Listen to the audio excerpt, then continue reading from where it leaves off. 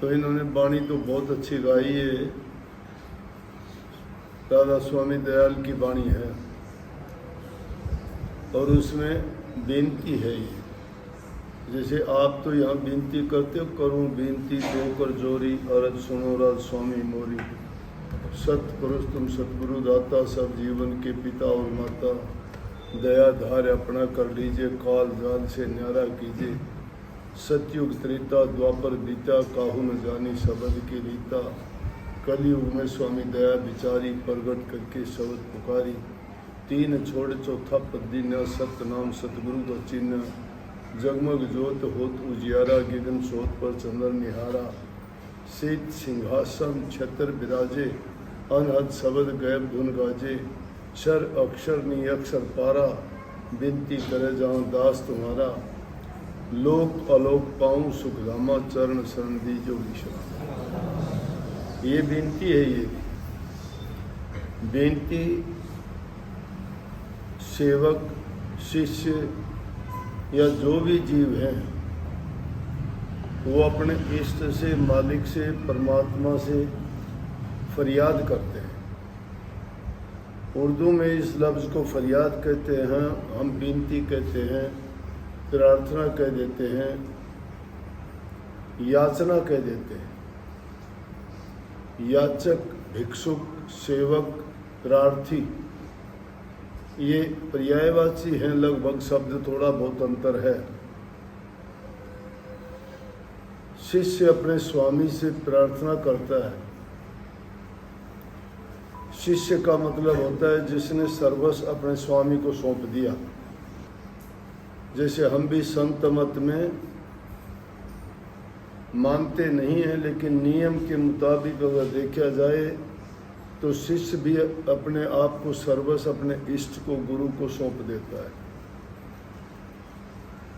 सर्वस्व सौंपने का मतलब होता है तन, मन और धन, सभी चीज इसमें आ जाती है।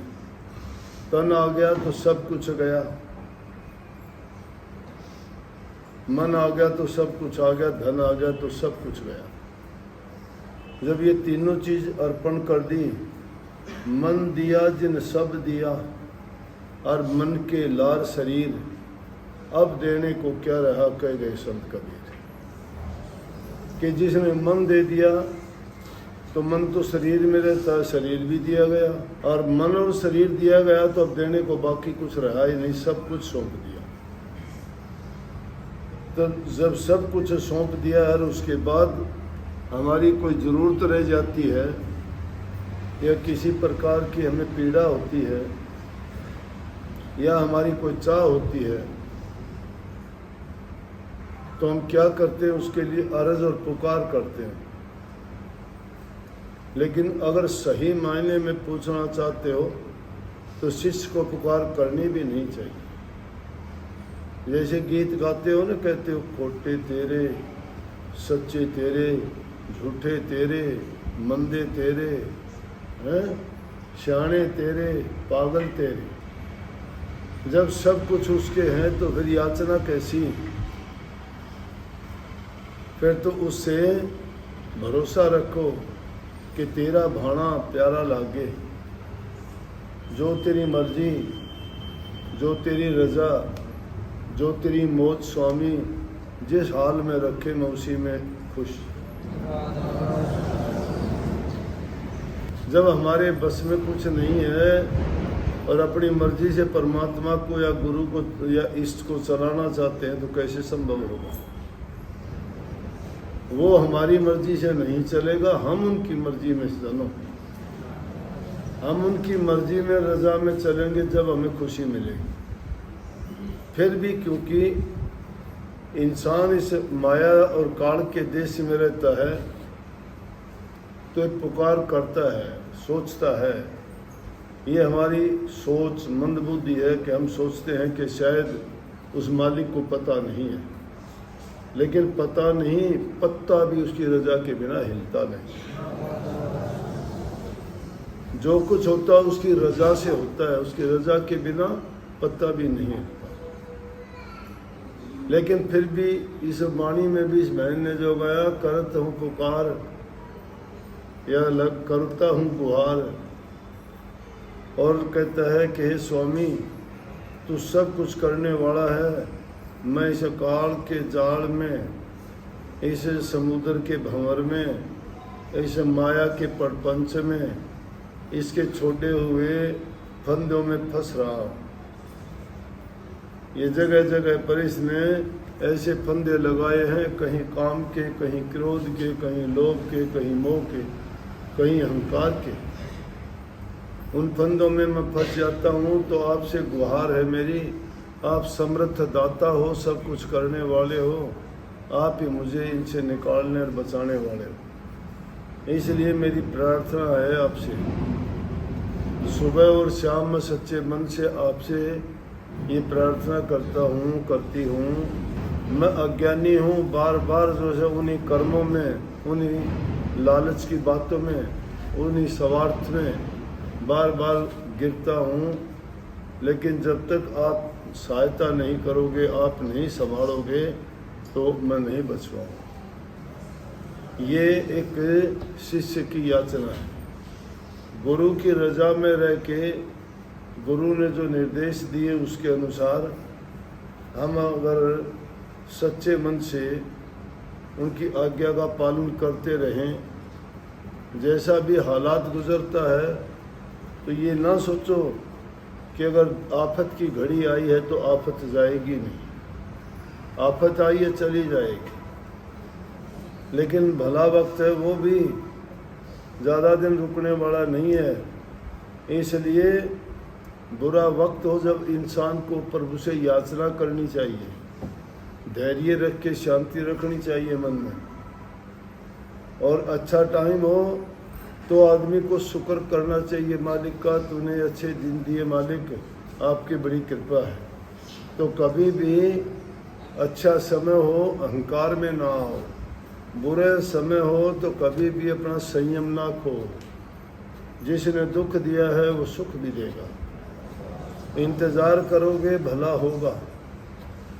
रात के अंधेरे को पाके कभी ये ना घबराओ कि सूरज नहीं निकलेगा। अवश्य ही अंधेरा गायब हो जाएगा, दिन भी निकलेगा, प्रकाश भी होगा, सारे काम होंगे, लेकिन टाइम से होंगे।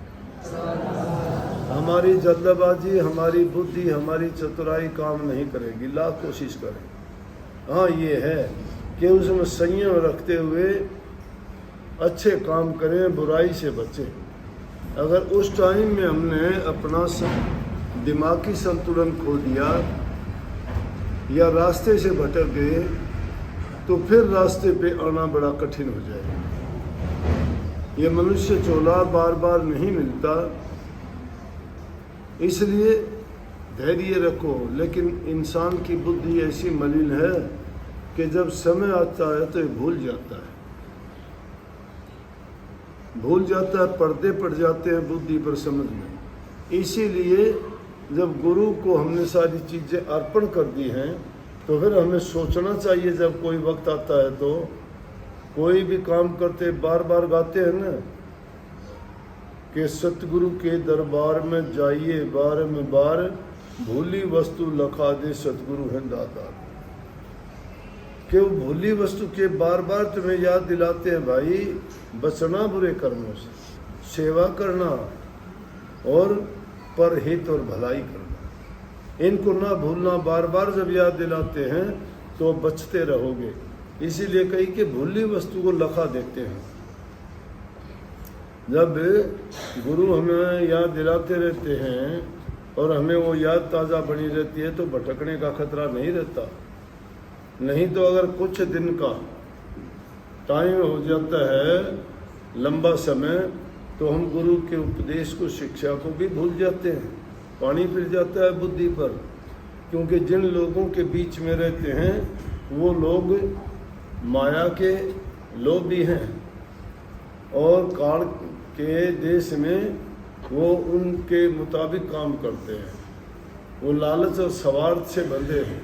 उनको देख के बहक जाते हैं, उनको देख के बुरे बन जाते हैं। इसलिए संग इंसान का जब सही होगा, अच्छा होगा, तो संग सतगुरु से बढ़ के कोई अच्छा नहीं है। संग और सत्संग, सत्संग है संतों का संग। संतों के पास जब जाओगे तभी कही ना कि गुरु की आज्ञा के बिना अगर कोई काम कर बैठते हो तो भूल हो जाती है। इसीलिए कही गुरु बिन माला फेर तिर गुरु बिन देते दान, गुरु बिन दान हराम है देखो वेद पुराण। बिना गुरु के आज्ञा के कोई काम कर लिया, चाहे नेक काम करते हो, चाहे नेक काम करते हो, चाहे तुम दान करते हो, पुण्य करते हो, भलाई का काम करते हो, लेकिन गुरु के बिना पता तो नहीं लगे ना हमने नेक किया या बुरा किया। एक काम तुम अच्छा करते हो, तुमने अपनी मर्जी से सोच लिया कि हम सुबह कुत्ते को रोटी डालेंगे। कुत्ते घूमते हैं, आप लोगों को देखता हूँ मैं हालत, रोटी लेके जाते हो जेब में घूमने के लिए, और जब कुत्ता देखते हो रोटी सड़क पे डाल देते। बड़ी अच्छी बात है, बहुत समझदारी है आपकी इस बात में कि रोटी आपने कच्चे में नहीं डाली, रेत में नहीं डाली, सड़क पर डाली। सोची ना, अच्छी बात है कि नहीं? क्यों उसे मिट्टी नहीं लगी, नहीं तो बेचारे को मिट्टी खानी पड़ती ना। अच्छा काम किया ना आपने, बुरा तो नहीं किया, नहीं किया ना बुरा, बुरा किया है। तुम्हारी मर्जी से किया, तुम्हारी सोच से किया। गुरु की सोच ये है कि वो रोटी सड़क पे ना डाल के कहीं एकांत में डालते, कहीं एकांत में डालते, ताकि वहाँ किसी चीज़ का खतरा नहीं होता। सड़क पे डाल दी, कुत्ता रोटी उठाने के लिए सड़क पे या तो बैठ के खाने लगेगा या उसको उठा के चलेगा, कोई गाड़ी वाला आएगा उसके नीचे आके मर जाएगा।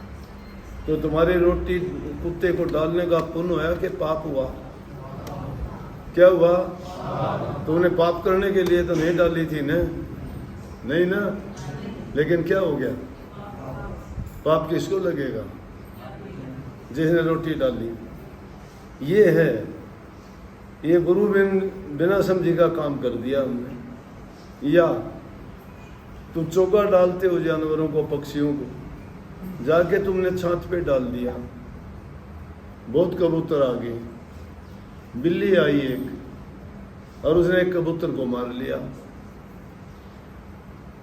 तुम्हारा मन तो नहीं था कबूतर मारा जाए, कोई जानवर मारा जाए, कोई तोता मारा जाए, कोई चिड़िया मारी जाए या कोई मोर मारा जाए, नहीं ना, लेकिन मारा गया। वो किस लिए मारा गया? उसकी मौत का फंदा किसने तैयार कर दिया? हमने कर दिया। कैसे तैयार हो गया? हमसे भूल हुई, बेसमझी के कारण हुई। अनसेफ जगह में हमने वो चोगा डाल दिया जहाँ बिल्ली का उन जानवरों के लिए खतरा था, और उसने आके उनको एक को मार लिया, तो पाप हुआ। तो किसके हुआ पाप? ये है, यहाँ ये जरूरत पड़ती है। बिना गुरु के ज्ञान के जो हमने काम कर दिया, गुरु का मतलब शांति नहीं है, दुनियादारी की बातों के बारे में ज्ञान दे दे वो भी गुरु है। तुम्हें बोलना चालना सिखाता है, माँ बाप गुरु हैं। विद्यालय में जाते हो, अक्षर का ज्ञान देने वाला अध्यापक गुरु है। आध्यात्मिक गुरु तो सतगुरु होता है, गुरु नहीं होता है। वो सतगुरु है, सत का ज्ञान देता है। इसलिए कही गई है कि जो भी कोई काम करते हो, अगर गुरु की रजा, उनकी उपदेश, उनकी आज्ञा, उनकी शिक्षा के अनुसार अगर काम करोगे तो फलीभूत होगा, उसमें नुकसान नहीं होगा, पाप नहीं लगेगा। लेकिन बिना समझी की नादानी, भूल, हमने कोई ऐसा काम किया, हमें पता ही नहीं है, हम तो खुश हो जाएंगे, बड़ा नेक काम किया, मैंने आज कुत्ते को रोटी डाली, मैंने जानवरों को चोगा डाला, लेकिन हुआ क्या? पाप। करना था पुण्य। इसलिए कही कि गुरु बिन माला फेरते, गुरु के बिना माला फेरते हो वो भी गलत हो जाता है। माला किस लिए फेरते हो? मालिक के नाम का जाप करने के लिए फेरते हो, लेकिन जाप करते करते तुम्हें किसी कोई बात, कोई घटना, जिस आदमी ने तुम्हारे साथ अच्छा नहीं कर रखा वो याद आ गया, तो माला का फेरना तो सारा उसको लग गया जाके। राम का नाम तो उसमें रहा ही नहीं, जबान से राम करते रहे, मन में जो है तलवारें चलती रही, कटारी चलती रही, कहाँ गया करे कमा गया।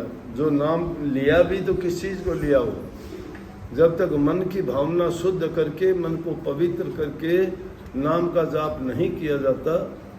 जाप करना 3 तरह से होता है। एक, नाम का जाप किया जाता है कि उससे हमारा हित हो, भलाई हो। दूसरा, हम नाम का जाप करते हैं, वो तमोगुणी जाप है। तमोगुणी जाप जो किसी का अनिष्ट करने के लिए तुम जाप करते हो, समझ गए ना? देखा नहीं? देख, सुनते होगे कि उसने पानी पढ़ा, मंत्र मारा, उसको मारा, भस्म कर दिया। किस लिए मंत्र पढ़ा उसने? जो भी काम किया उसने किस लिए किया? तमोगुणी हुआ ना वो, दूसरे का अनिष्ट करने के लिए किया ना। लेकिन वो शक्ति तो अपने आदमी अपने कल्याण के लिए, अपने हित के लिए होती है। अपने हित के लिए, अपनी भलाई के लिए, अपनी खुशी के लिए, अपनी शांति के लिए करते हैं, वो रजोगुण है। रजोगुणी सुमरण है। और वो हो गया तमोगुण, दूसरे का अनिष्ट करने के लिए। और सतोगुणी जो है, उसमें ना तो हमने अपने बारे में कुछ करना, सोचना, ना ही किसी का अनिष्ट करना। वो तो सिर्फ प्रभु के ध्यान में लीन होकर उसका नाम का जाप करना, वो सिर्फ निखालस भक्ति का असली रूप और असली सिमरन है। जो इस प्रकार के सिमरन हम करते हैं, वो भी 3 प्रकार के होंगे। तो गुरु आपको ये बात बताए, बिना गुरु के आपको क्या पता? आप तो समझते हो कि माला ली, राम राम करो, माला होगी पूरी। माला होगी पूरी। 108 मनके थे, ढड़का दिए कई बार, 5 बार फेर ली, 7 बार फेर ली, 10 बार फेर ली, बिना समझ के फेरी ना वो। लेकिन गुरु ने समझाई, किस लिए फेरी तुमने? मन नहीं टिका, विचार नहीं तुम्हारे टिके, मन में किसी प्रकार की शांति नहीं थी, फिर वो काम किस काम के आया?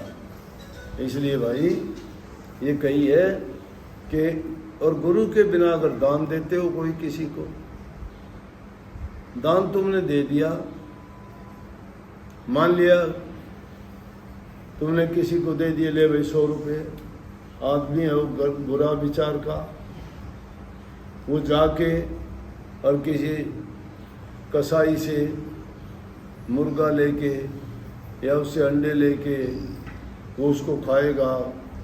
वो अंडे कहाँ से आए? तुम्हारे पैसे से आए। अगर वो पैसे नहीं देता तो उसको मुर्गा कहाँ से मिलता? मुर्गा नहीं मिलता तो मुर्गे की जान नहीं जाती तो पाप किस नहीं लगता। इसलिए कही कि गुरु बिन माला फेरने वाले, गुरु बिन दान देने वाले हैं, और जो गुरु की आज्ञा के बिना काम करने वाले हैं, उनको वो काम फलीभूत नहीं होता। हमारे वेद पुराण शास्त्रों की बात है, उसमें पढ़ के देख लो कि ये चीज़ें तो गुरु की आज्ञा में रह के ही करने से आदमी को फायदा होता है। इसलिए ये बेनती और प्रार्थनाएं जो की जाती हैं, वो इसीलिए की जाती हैं, और ये बनावटी बात नहीं, सच्चे मन से मालिक से चाह किया करो कि मालिक, मैं मंद बुद्धि हूँ, मैं नादान हूँ, संसारी आदमी हूँ, माया देश में रहता हूँ, काल का यहाँ राज है, भटक जाता हूँ, संग चारों तरफ से ऐसा है मेरे कि जिनके कारण मेरी बुद्धि मलिन हो जाती है, और जाने में अनजाने में मेरे से बुरे और पाप कर्म हो जाते हैं, उनसे मुझे बचाना।